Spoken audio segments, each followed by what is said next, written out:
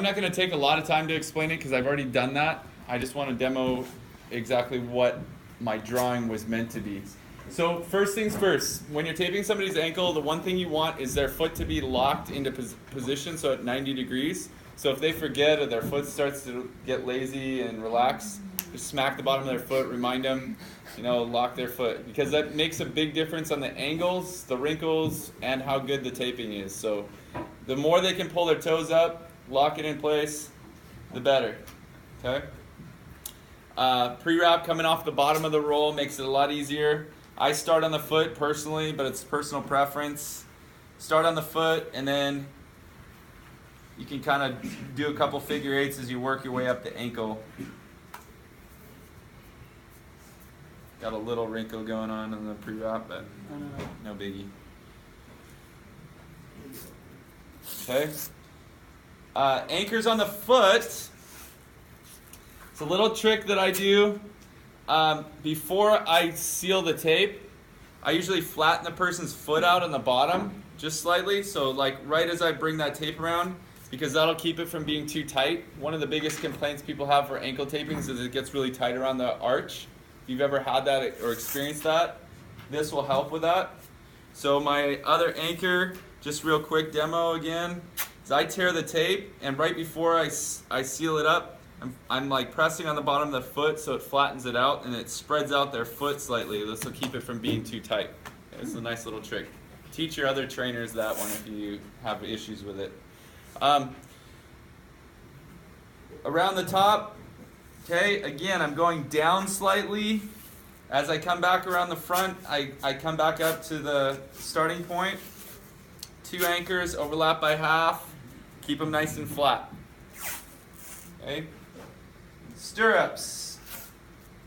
Go down the inside of the foot, up the outside of the foot. Remember that most ankle rolls happen with the ankle rolling inward this way, so we want to counter that, and that's why we go down the inside, pull up the outside of the ankle, okay, for these. Horseshoe, starting on the side of the foot, go back behind the heel to the other side. Should look like the diagram, the best I could draw. Okay, let's turn, maybe hold your foot up, lean back. Do one of these. So you guys can see the stirrup patched with the horseshoe. Okay? We're going to continue that same routine. So I'm going to fan out the stirrup just slightly, still going underneath the heel. It's going to fan out a little bit at the top over here. Now I'm going to get a little skin on this, and he's not going to like me when he tears it off, but it's just the way it goes. Although you're not playing volleyball today, so I can get back in. Yeah, I'm not playing today, actually. All right. There's my other horseshoe. One more stirrup. Okay, so I've got my 3 stirrups. Now I'm just going to continue these horseshoe strips, okay, until all the pre-wrap on the ankle portion is covered. And if you remember, can you rotate just a little bit? Hold your leg up. If you remember on the diagram, I said that there would be pre-wrap open on this portion, but that all of this would be solid at this point. And that's what we've done. So there's no gaps in the tape on either side. Nice solid, everything's overlapping as it moves up. And I didn't stop with 2 horseshoes. I kept going all the way up until that was sealed up. Okay? So we're good. Now we've gotten to this point.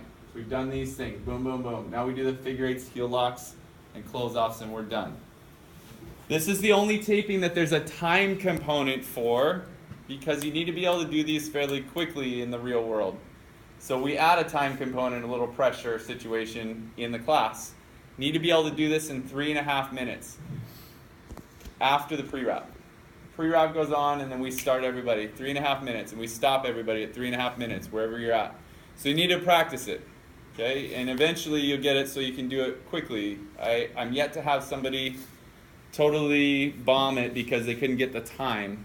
You're only docked like a point of what you missed, not because you didn't complete it. It's not like a 0 or It's not all or nothing. Okay.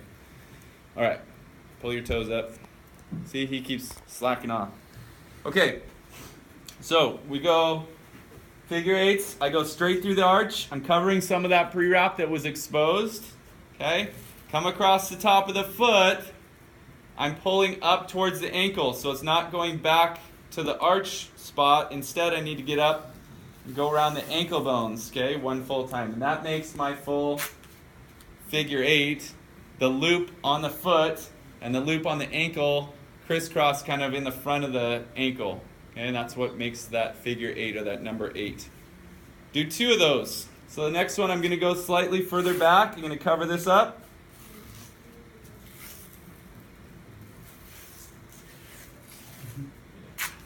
Okay, I'm pulling on the roll of tape as I move this around so that it keeps it tight, keeps it flat.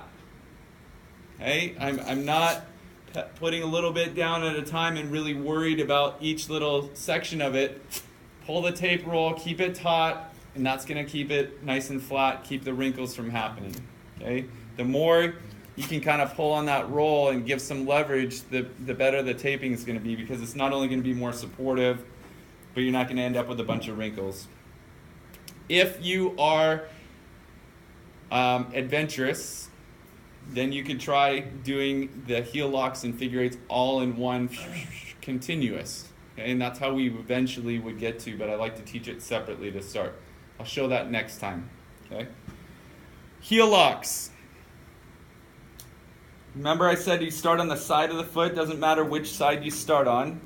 But notice how it crosses the bottom of the foot at an angle. I'm going to go behind the heel. And if I came back to where I started, that would be like a teardrop, if you remember from the arch taping. Okay, very similar. Instead, coming back to where I started, I got to pull up and go around the ankle one full time. Okay, and that's what makes that heel lock solid. Do the same thing, other side. Okay, so now I'm crisscrossing from one side to the other this way. Go behind the heel. Again, if I came back to where I started, it would be a teardrop shape. Instead, I'm going to go up all the way around the ankle one time. Now, do a quick once over. Make sure there aren't any gaps in the tape. We're always going to have the heel exposed. That's normal. And then you obviously have the toes, coming out the other end of the taping. But everything else should be solid without any gaps. If I had a gap in the tape somewhere, I don't panic. I don't have to do anything other than, let's just say it was there. I don't have any, but let's say it was. We'd make a full strip cover for that and make that happen. Okay, now we close it off. Same way we started, make it pretty. Okay, so we go 2 around the top, 2 around the arch.